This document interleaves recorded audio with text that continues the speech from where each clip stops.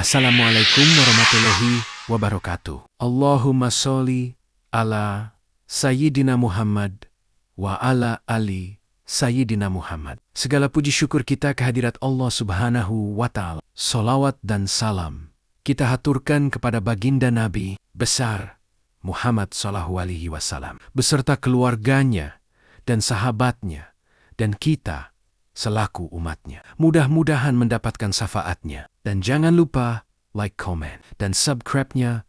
Mohon dukungannya agar kami lebih semangat untuk mengupload selalu dan mengembangkan kisah sejarah-sejarah di channel ini.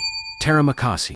Yuk, kita lanjut. Kisah-kisah kehancuran pasukan bergajah. Beberapa waktu sebelum Nabi Muhammad sallallahu alaihi wasallam lahir, terjadi peristiwa yang sangat dikenang oleh kaum Quraisy. Peristiwa tersebut adalah kehancuran pasukan bergajah yang dipimpin oleh Abraha. Abraha adalah seorang raja di daerah Yaman. Dia melihat orang-orang Arab berdatangan ke Ka'bah di kota Mekah. Dia merasa iri hati melihat keberkahan yang terjadi di Mekah. Oleh karena itu, dia membangun sebuah gereja di kota sana. Abraha membangun gereja yang sangat indah. Gereja tersebut dibangun dengan seni arsitektur yang sangat tinggi.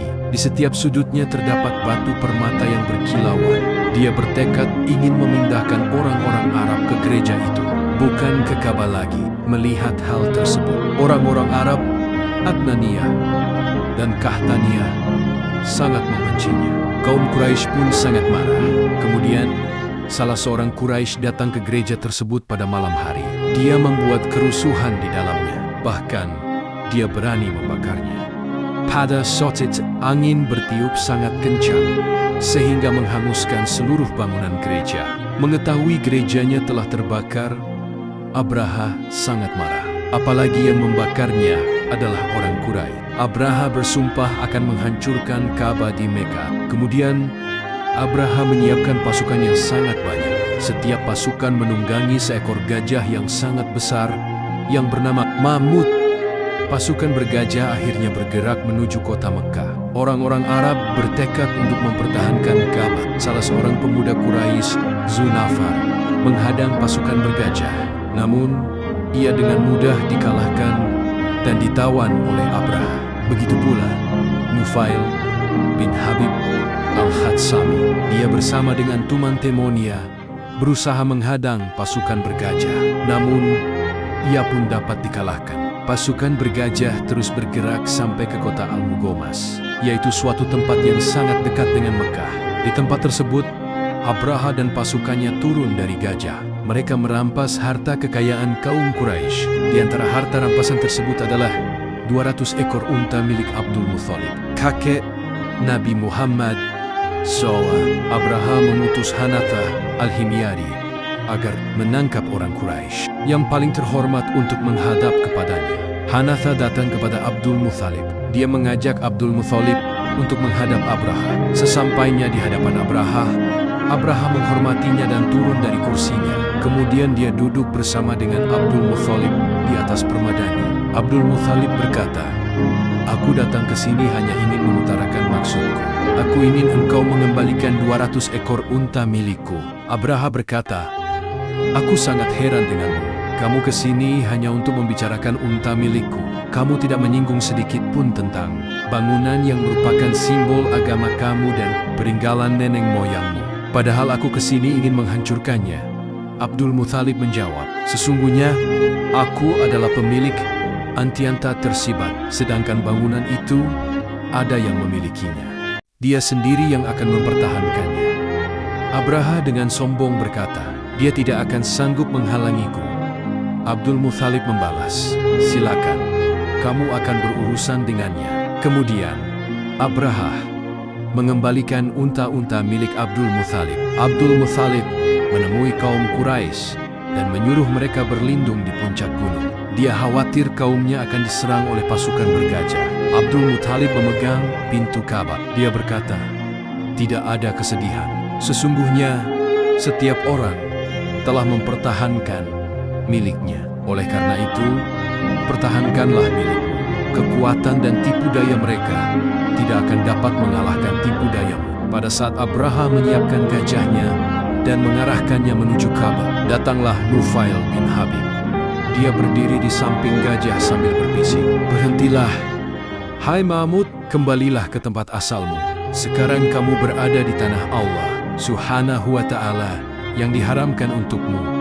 Tidak lama kemudian, gajah itu pun berhenti dan duduk. Nufail pun meninggalkan tempat itu untuk bergabung dengan kaum Quraisy yang telah bersembunyi di balik gunung. Pasukan Abraha memukul gajah itu agar berdiri. Namun, gajah-gajah itu tidak mau berdiri. Jika mereka mengarahkan gajah itu ke arah selain Ka'bah, gajah itu mau pergi. Namun, jika diarahkan ke Ka'bah, gajah itu kembali berhenti sambil mengeluarkan suara yang keras. Melihat kejadian tersebut, Abraha menaiki punggung gajah.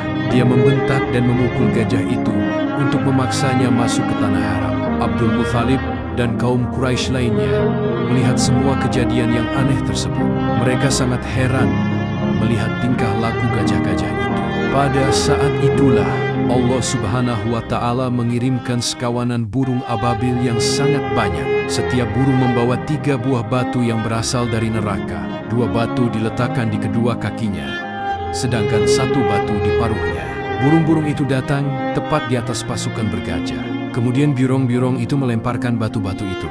Pada saat itu tidak ada 1 buah batu pun yang menimpa kepala seseorang, melainkan batu itu akan keluar melalui duburnya. Tidak ada 1 buah batu pun yang menimpa tubuh seseorang, melainkan batu itu akan keluar melalui sisi sebelahnya. Di antara pasukan bergajah itu, ada yang langsung mati, dan ada juga yang dagingnya jatuh sepotong-sepotong. Mereka lari tunggang langgang karena sangat ketakutan. Abraha, sang pemimpin pasukan, mengalami luka yang sangat parah. Daging dan anggota tubuhnya jatuh sepotong-sepotong. Bahkan jari jemarinya terlepas. Dia berhasil meninggalkan tempat itu hingga ke negerinya. Namun akhirnya, dia tewas setelah menceritakan kejadian hebat itu kepada kaumnya. Orang-orang Quraisy mendapatkan harta rampasan perang yang sangat berlimpah. Bahkan Abdul Muthalib mendapat emas sebanyak 1 lubang besar. Demikianlah azab yang menimpa pasukan bergajah karena mereka ingin menghancurkan rumah Allah Subhanahu wa Ta'ala. Namun, Allah melindungi rumahnya dengan kekuasaan yang tanpa batas. Semoga kita bisa mengambil hikmahnya di dalam sejarah ini dan menjadi hamba Allah yang soleh dan soleha, taat kepadanya dan Rasul-Rasulnya. Sekian dari kami, semoga bermanfaat. Wa'allahu a'lam bishawab.